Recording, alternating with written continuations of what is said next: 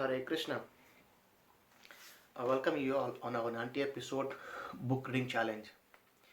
So today we are on day 10 and we'll be reading 3 episodes today. These are very small chapters, so we'll go for 3 this time. And as of now, we have seen how Krishna has been playing with the cowherd boys and saving them from all the demons, and it's kind of one of his pastime where he did with all the Gopas, and now it's time for something more. Let's see. Om Jnana Timirandasya Jnananjana Salakaya Chakshur Unmilitam Yena Tasmai Shri Guruve Namaha. Namo Vishnu Padaya Krishna Pristhaya Bhutale Srimate Bhaktivedanta Swami Niti Namine. Namaste Saraswati Deve Gaura Vani Pracharine Nirvishesha Sunyavadi Paschyata Desatarine. Jai Shri Krishna Chaitanya Prabhu Nityananda Shri Advaita Gadadhara Shri Vasadi Gaura Bhakta Vrinda. Hare Krishna Krishna Krishna Hare Hare Hare Rama Rama Rama Hare Hare. Hare Krishna. Welcome you all again. So today first chapter is chapter 19, Sowing of the Forest Fire. So this chapter describes how Lord Krishna saved the cows and the cowherd boys from a great fire in the Munjaranya forest. One day the cowherd boys became absorbed in sporting and allowed the cows to wander into the dense forest.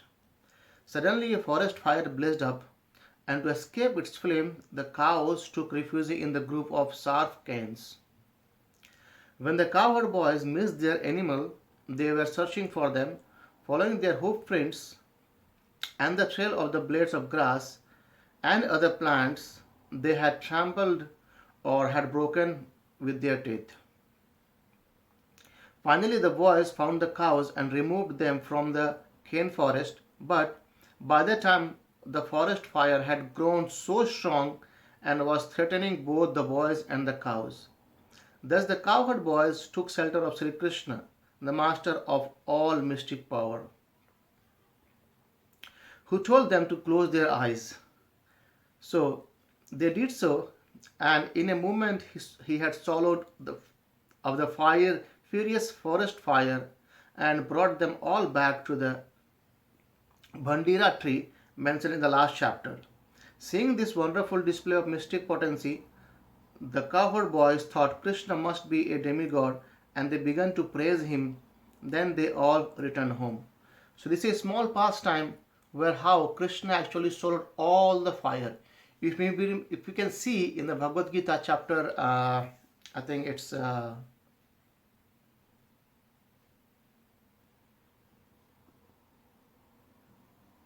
15, no, not 15, sorry, 13, no, 11, sorry. In chapter 11, Krishna showed the universal form in the Virat Rup, where Arjuna could see that the fire in his mouth, right? So in the same way, Krishna swallowed all the fire in his mouth and saved the cow herd as well as cows.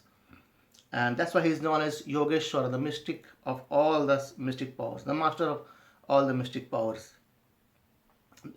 That is how we end chapter 19 and we go to chapter 20.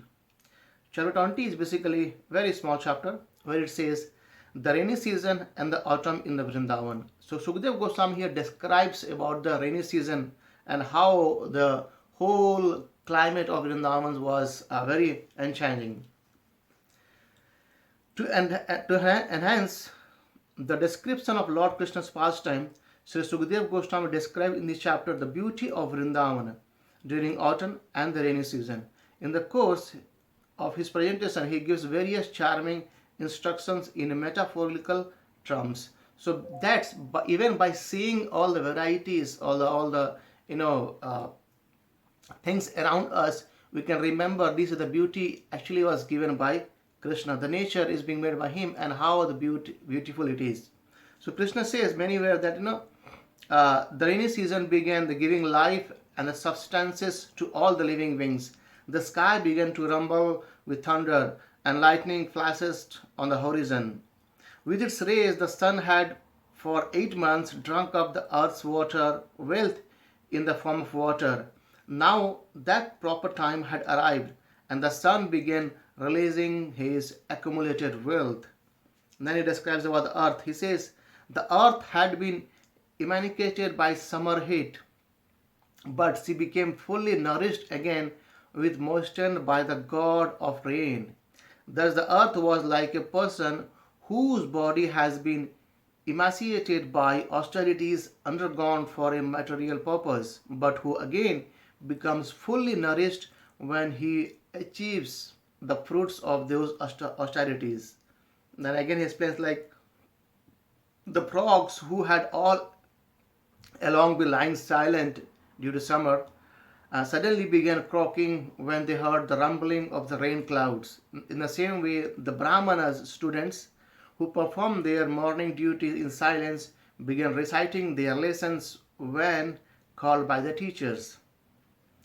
And then he describes like during the rainy seasons, the road not being cleansed become covered with grass and debris and were thus difficult to make out.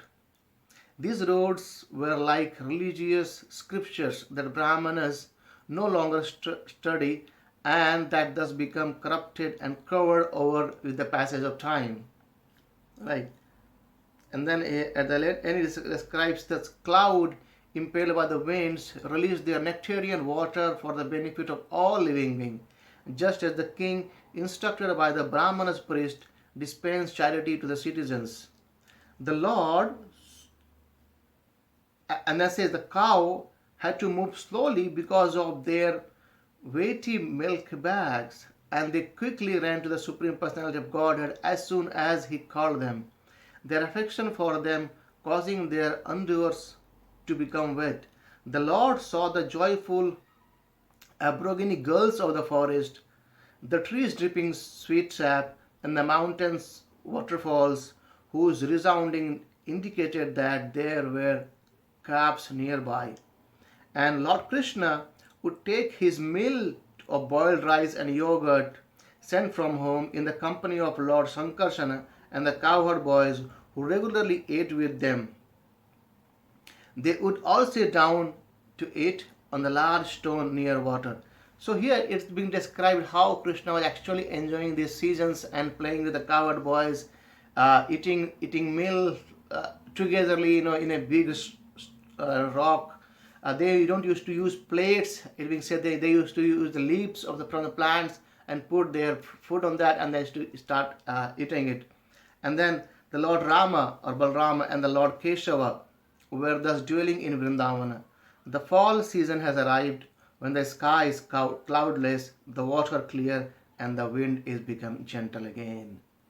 So during this season, the mountains sometimes released their pure water, sometimes they did not. Just as experts in the transcendental science sometimes give the nectar of the transcendental knowledge and sometimes do not. So this is where Sukadeva Goswami describes all the pastimes of Kṛṣṇa and the beauty of Vṛndāvana. Even now also we can release this beauty. Yeah. And then at the last Kṛṣṇa says, the Sukadeva Goswami says, O King Parishit, when the autumn sun rose, all the lotus flower blossomed happily, except the night blowing kumud. Just as in the appearance of a strong ruler, everyone becomes fearless except the thieves. Right. So this is the way how is being glorified. Even Lord Kṛṣṇa, even the Vṛndāvana, and the scriptures suggest that in the acharyas they said that. So Kṛṣṇa don't have to carry the cowherds and cows. Just by the sound or the vibration of his flute, all the cow and the cowherd boys they are just running behind him. So that is how Krishna is playing with his flute and enjoying all the Vṛndāvana areas. So chapter 21, this says the Gopīs glorify the song of Krishna's flute. Now the Krishna's flute has been glorified by the Gopīs. So this chapter describes how Lord Kṛṣṇa entered the enchanting forest of Vṛndāvana upon the arrival of autumn, and the praises of young cowherd girls sang when they heard the vibration of his flute. As Lord Krishna, Lord Balrama, and their cowherd friends entered the forest of graze the cows, when they entered the forest to graze the cows, Krishna began playing his flute. The Gopīs heard the enchanting flute song and understood that Krishna was entering the forest. Then they narrated to each other the Lord's various activities. So this was a kind of topic of discussion in Vṛndāvana every day. They would discuss about what the Krishna as a pastime he did and how he sometimes killed a demon, sometimes played with their friends, and sometimes with the cows or the cowherd boys. This is primary point of discussion throughout the time. So the Gopīs, they declared, to see Lord Krishna playing his flute while taking the cows to pasture is the highest perfection for the eyes. So the eyes get pleased, or there's the highest perfection when we see Krishna going to the forest with the cows. What pious activity has this flute performed that enable him to freely drink the nectar of Sri Krishna's leaves? Blessings we cowherd girls find difficult to achieve. So sometimes we say, the Gopīs, they get jealous of the flute. Not jealous like us, but they get jealous like what kind of past activity does the flute did, so that he always remain near the lips of Krishna and drink the nectar over there. Hearing the songs of the Krishna's flute, the peacocks start dancing, and all the other creatures become stunned when they see them. Demigoddesses traveling through the sky in their airplanes are vexed by Cupid, and their garments become loose. The ears of the cows stand on end and they drink the nectar of this flute song, and their calves simply stand turned. The milk they had been drinking from their mother's udders still in their mouths. The birds take shelter of the branches of the trees and close their eyes. Listening to the song of Krishna's flute with rapt attention, the flowing rivers become perturbed by the conjugal attraction for Krishna and stopping their flow, embrace Krishna's lotus feet with the arms of their wives, while the clouds serve as parasols to shade Krishna's head from the hot sun. The Aborigine women of the Savara race, seeing the grass strands by the red kumkuma adorning the Lord's lotus feet, smear this vermilion powder upon their breast and face to alleviate the distress created by the Cupid. Govardhan Hill offers grass and various kinds of fruits and bulbous roots in the worship of the Lord Sri Krishna. All the non-moving living beings take on the characteristics of moving creatures, and the moving being becomes stationary. These things are all very wonderful. So this is the way Gopis describes about as soon as Krishna plays his flute. So the acharyas, they explain sometimes that how they would call everyone, okay, let's go to forest. That's the only means that Krishna played the flute, and only cow and the cowherd boys could listen the flute song, and they come out from their house. They knew that okay, Krishna has come out. No one others used to listen the song, the flute noise or voice sounds. Just the only cows and the cowherd boys, and they just ran behind Krishna towards forest and enjoying over there.